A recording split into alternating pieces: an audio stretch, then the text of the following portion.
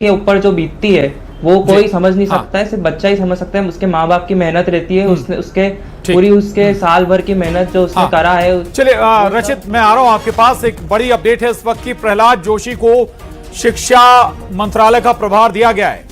प्रहलाद जोशी अब नए शिक्षा मंत्री, उनके पास अतिरिक्त प्रभार रहेगा प्रहलाद जोशी। और जैसा कि जिक्र कर भी रहे थे अभी आलोक वत्स जी की, जिसके हाथ में भी अब ये जिम्मा होगा वो डर डर के काम करेगा। आलोक वत्स जी, प्रहलाद जोशी अतिरिक्त प्रभार उन्हें शिक्षा मंत्री का दे दिया गया। आप कह रहे थे डर डर के काम करेंगे, लेकिन ठीक है, जिम्मेदारी समझदारी से निभाई जाए तो बेहतर है। ये प्रहलाद जोशी जी एक मजे हुए राजनीतिज्ञ हैं जी, साफ सुथरे छवि के राजनीतिज्ञ हैं। लेकिन मैं ये बात प्रशांत जी सिर्फ सेंटर के शिक्षा मंत्री के लिए नहीं कह रहा हूँ जी, मैं अब पूरे राज्यों के भी शिक्षा मंत्री के लिए कह रहा हूँ कि अगर किसी के यहाँ अगर ये पेपर लीक हुआ तो ये छात्र उसको छोड़ेंगे नहीं अब।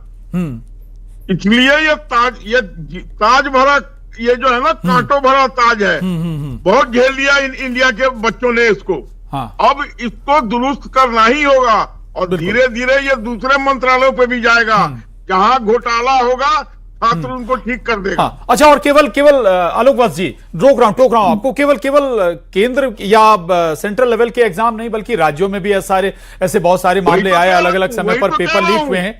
ये चीजें अब राज्य के शिक्षा मंत्रियों पे भी लागू होगा। अब स्टूडेंट सबको ठीक करने का जिम्मा उठा लिया है जी।